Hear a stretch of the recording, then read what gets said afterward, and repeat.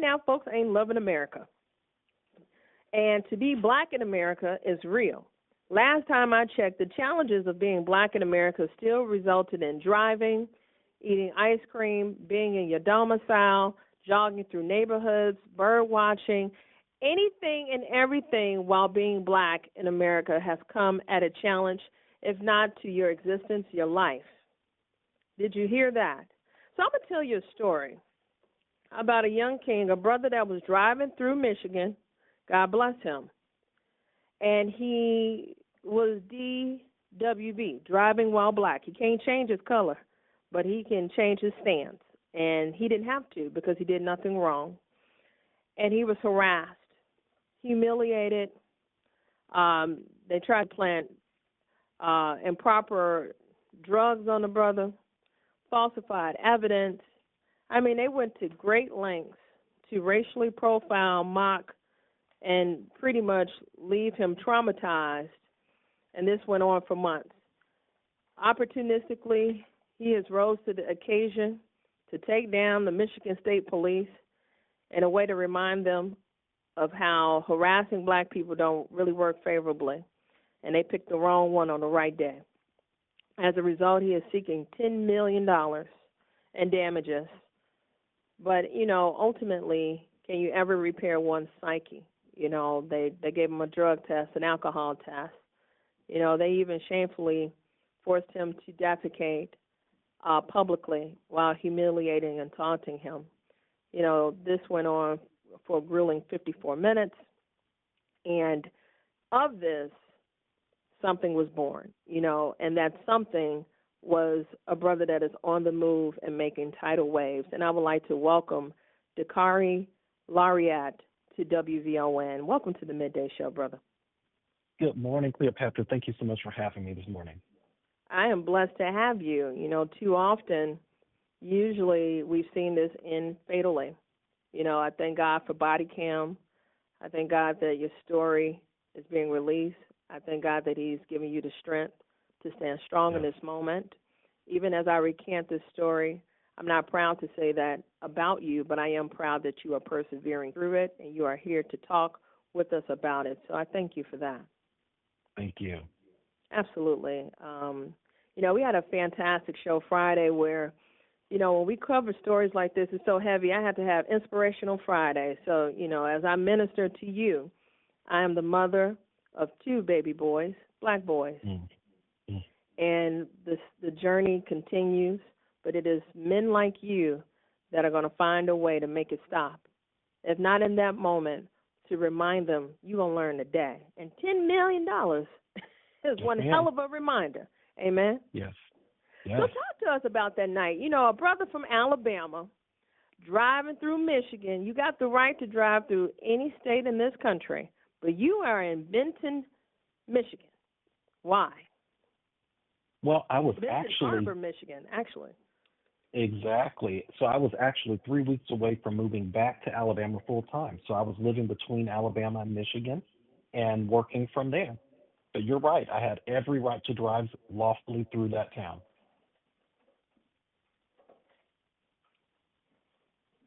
And in saying that, DWB is real. For those that want me to expound upon that, driving while black has always been a thing.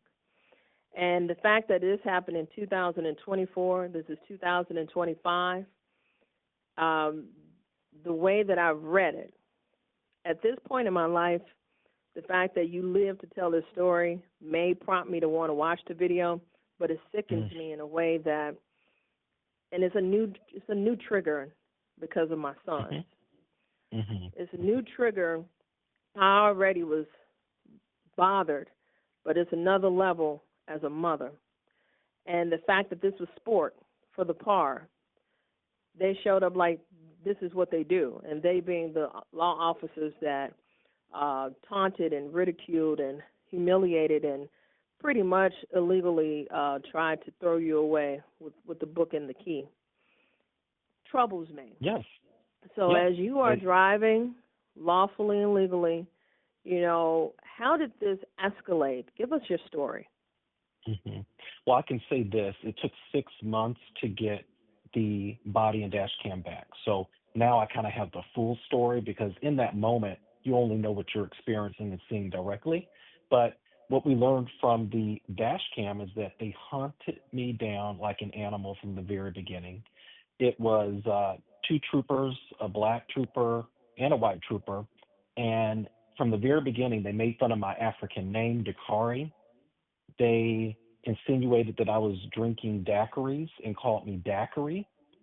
They pronounced my name with an exaggerated and embarrassing accent. So they approached me with animus from the very, very beginning. And of course, I made no unlawful traffic violations.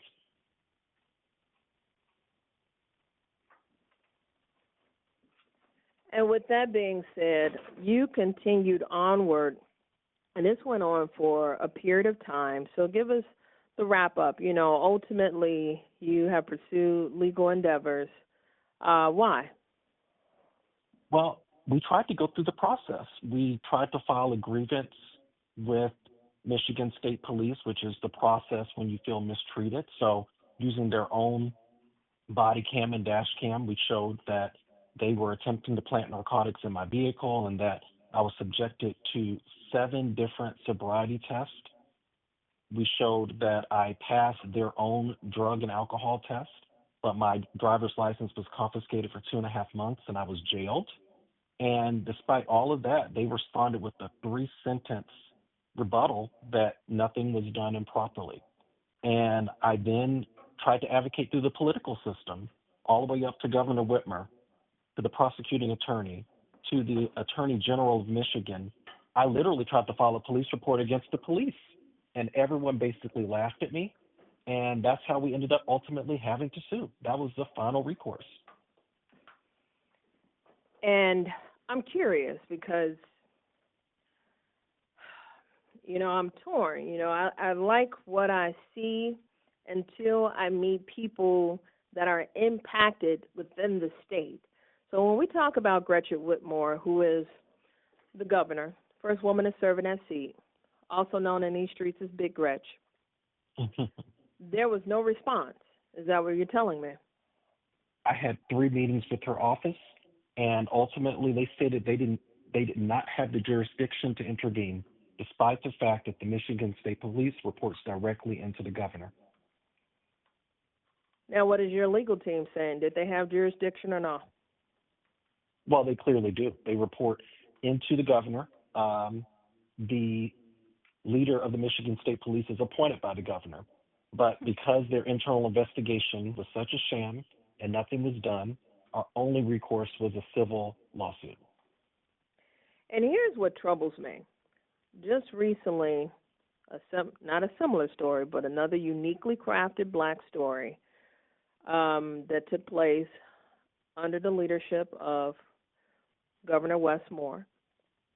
And they were ignored too, and been ignored for 10 years.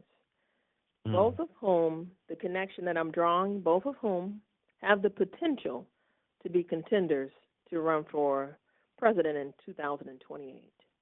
And it hurts me to hear this because when I think of Big Gretch, I think of Gilchrist, the first black lieutenant governor. And it saddens me because I wanted you to draw that connection because I am going to have Gilchrist on the show, and I am going to ask about your story because it's not a fable. This is real. And when people want to step up and to be the national contenders, and I hear stories like this, you know, what does this say for what you would do across the country?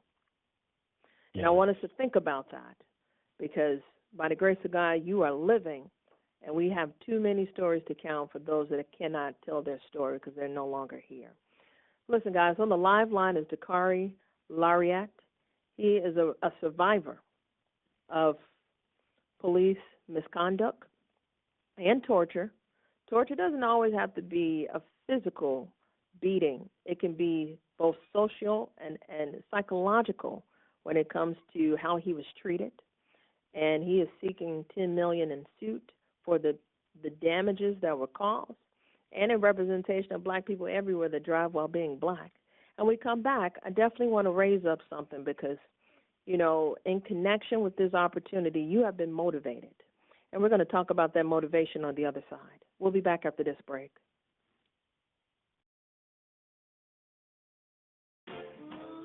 And we are back. The time is 10:53. You are listening to the Midday Show, and we're having another conversation. I won't say it's unfortunate because something was born of it, but another brother that has been politically harassed, rebuked, taunted, tormented by the police. This time it took place in Michigan. What troubles me is that state leadership, well aware, and had lended no support, yielded no fruits, and yet he still is coming out victorious.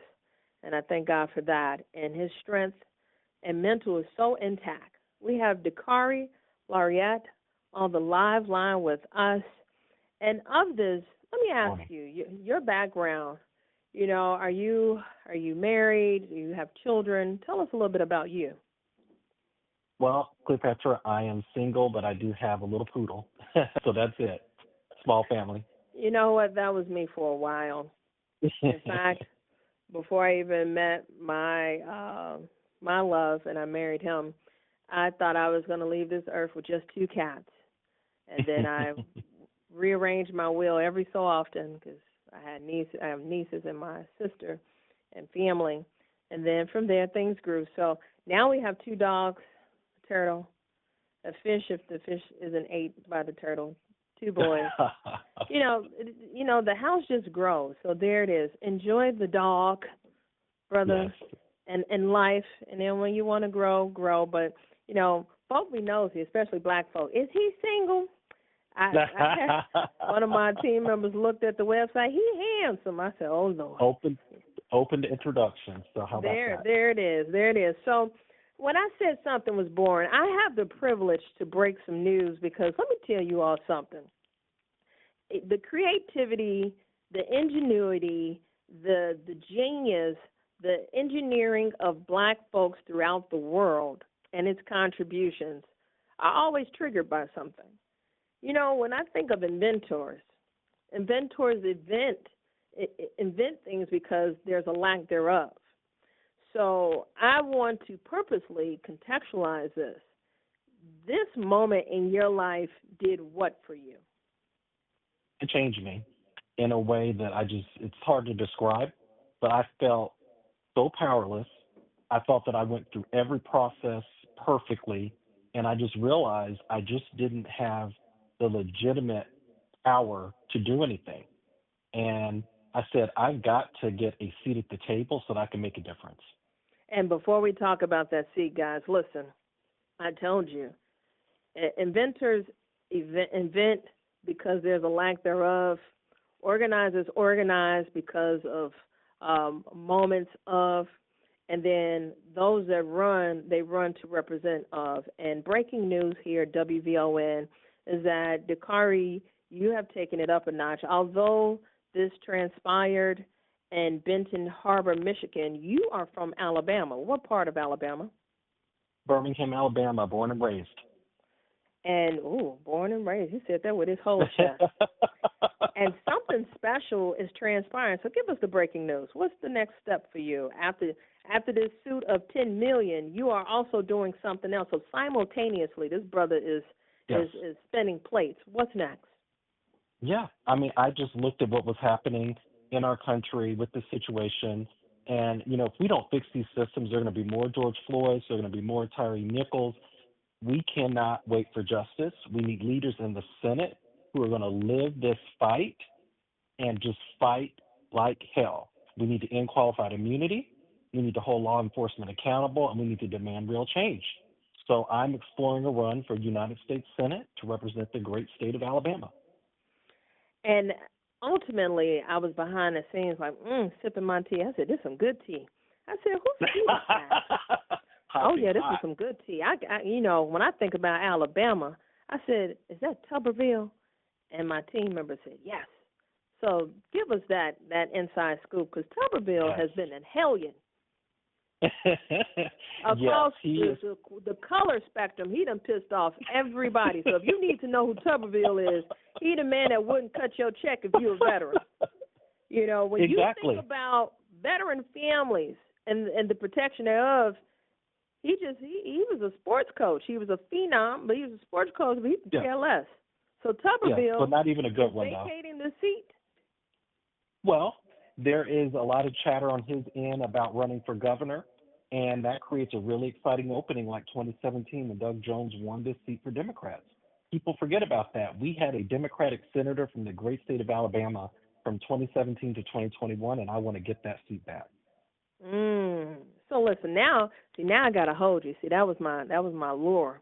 I gotta hold you for another 15 because, when we talk about Alabama and the fact that you are born and raised, redder than red, there's a potential for a purple opportunity, and a black man to rise to this occasion will be to do what? And I want to talk about that on the other side. Now, I did have a clip from, them pulling you over, but I don't think I need to play that. I think what I want to do is explore why you. Tuberville, I meant what I said. He's a hellion. It is what it is. If you didn't know, you're going to learn today. And he has filibustered. Even his Republican colleagues were looking at him halfway twisted on many of the decisions. So who's the current governor of Alabama? That's Kay Ivey, and she is term limited, so that's why he's looking for that seat next year. See, we don't have that language here in Illinois. Folks just stay faux life, like literally if you see me with 4 fingers in the studio. So the fact that he is inching at an opportunity like that is possible. We are talking to Dakarai Larriett. I've already begged him to stay with us. I want to open the phone lines. I want you all to talk to this brother because if he makes this run, man, will that change the political landscape? Absolutely. You don't want to miss this. We'll be back after this break. And we are back. The time is 11:08. You are listening to the Midday Show, and that was the queen of Motown.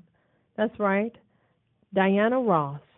Birthday's coming up, March 26th. She's such a boss.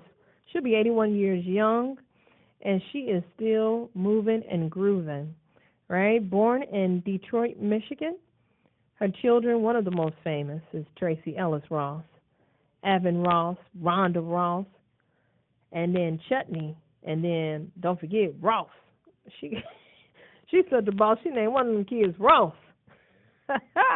You gotta love Diana. When it comes to talent, you all have been dropping your favorite songs, and I definitely want to hear from you because someday we will be together, right? And I think we'll be together on issues that bring us closer together than separates us.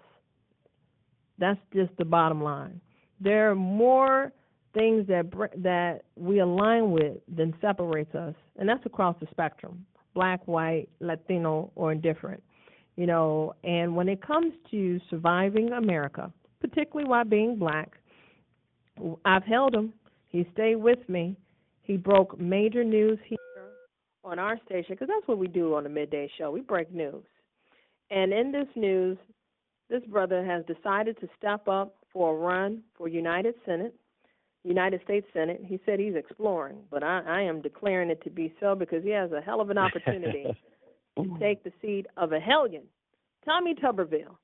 When you think about the whites and Tuberville, they get angry, right? So let them run for governor. There are term limits there in the world that makes sense. It doesn't happen too often here in Illinois.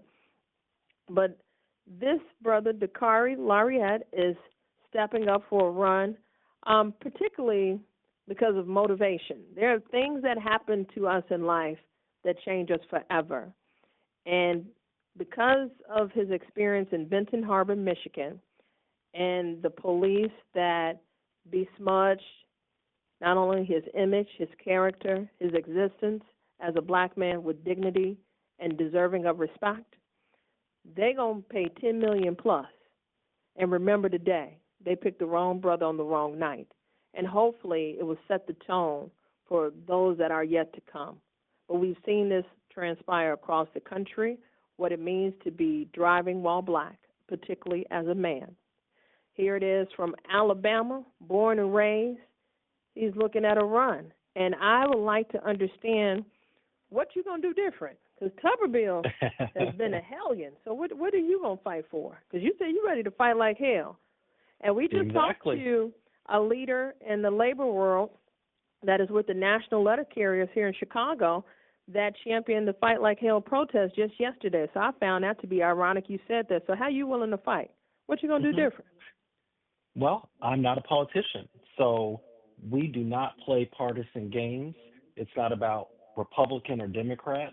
I'm a Fortune 500 former executive. We get the work done, and we set goals, and we ultimately deliver the results for the people. So we're going to be focused on people-centric policies that we can hold hands on, improving our health results in the state, education. I'm a success story, having attended University of Alabama and Alabama School of Fine Arts, and public safety.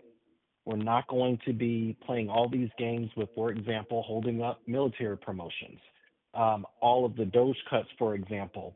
I'm already hearing on the phones people are so upset up in Huntsville, where we have NASA, in Birmingham, where I live. University of Alabama Birmingham is a research university. Their grants are being held up. So it's all about bringing common sense governance back to Alabama and to Washington. And will that be cloaked under the guise of Democrat? Well, the interesting thing, if you go to my website, DakariLarriett.com, we don't even mention the words Democrat or Republican. Am I registered as a Democrat? Absolutely. And I believe in many of those principles. But at the end of the day, it's about what's best for Alabamians. Okay. But, typically the problem with most people that are frustrated right now is that we're in a two-party system.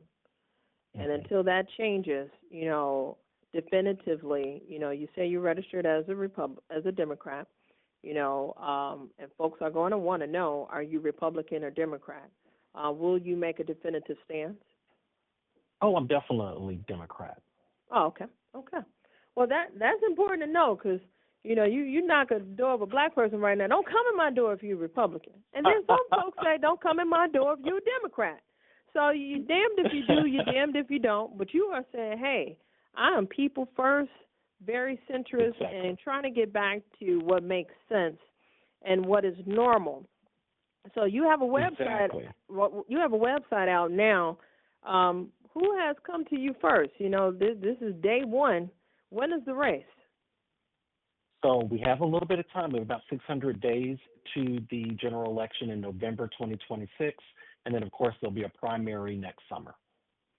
Oh, this is going to get very interesting because you are already talking about 26, and folks still trying to process 63 days of Donald Trump in 2025.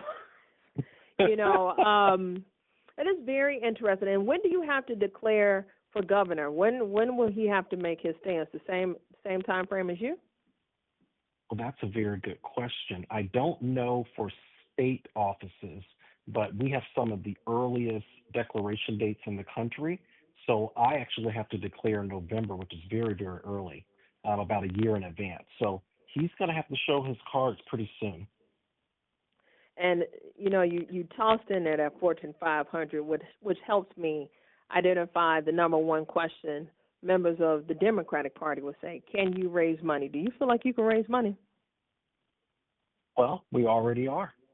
We kicked off on the phones last month, and people are pumped up. They're super excited about this race. And what we're doing is positioning this as a national race to win back the Senate and to change the map. So I've gotten donations from Alaska. I've gotten donations from Beverly Hills. It's not just going to be an Alabama-funded race, and people are going to be engaged across the country. Well, you all are hearing it here. So before MSNBC picks this up, CNN, I've had the privilege to break another news story right here on WVON with the future of an Alabaman that is raising the tides. That's right, Dakarai Larriett. I wish you nothing but the best. I think this is going to be a very interesting race to watch. Anybody that is going to succeed, Tuberville has to be better than the hellion that is Tuberville. And I believe you are it. And for those that are coming, I hope they find a way to work with you. Too often Yes. do we split the vote. Now, you're the first one swinging out the gate. Are there others? There are some other individuals that have registered and others that are apparently exploring, but we think we're best positioned to win in November. That's the thing I need to hear. I need to hear confidence. Say it with your chest. Give me your website one more time so folks that want to look you up and consider to either donate. I'm sure you're going to launch your postcard campaign, phone banking, and et cetera. Yes. Give us that one more time. It is DakaraiLarriett.com. I know that's hard. It's DakaraiLarriett, and things are very early. We'll start indexing in Google in the next couple of weeks. It takes a little bit of time, and I will be making my decision and then subsequent announcement in November, or rather April. See what happens when you harass brothers while driving black? You don't do nothing but motivate the fire. I'm serious. Keep poking the bear, and it ain't fair. And they rise to the occasion. So, I thank God for your life, your mindset, your motivation and commitment. I wish you nothing but the best. And here's my ask of you. In April, Yes. when you declare right Yes. back here on the Midday Show. This is your home. You got a space here in Chicago. All right? So from Chicago to Alabama, I got roots. Now, listen, I'm going to give you something. My grandfather, my paternal grandfather is from Wetumpka, Alabama. You know where that's at? Okay. Yes. Wow, I'd have met a black person that knows where Wetumpka, and I took my time pronouncing it because it is very unusual. My granddaddy, Isom, hails from Wetumpka. Isom Howard Benson is from Wetumpka, Alabama, and I am learning my roots. So when I come down there and you kick off this race and you start making all these tidal waves in history, my little roots come from Wetumpka. Oh, that's wonderful. All right, well, it's been a pleasure to hang with you, and I'll talk to you again in April. We'll talk soon. Wonderful. Okay, Thank you so much for having me today, Cleopatra. Have a good day. Absolutely. Bye-bye.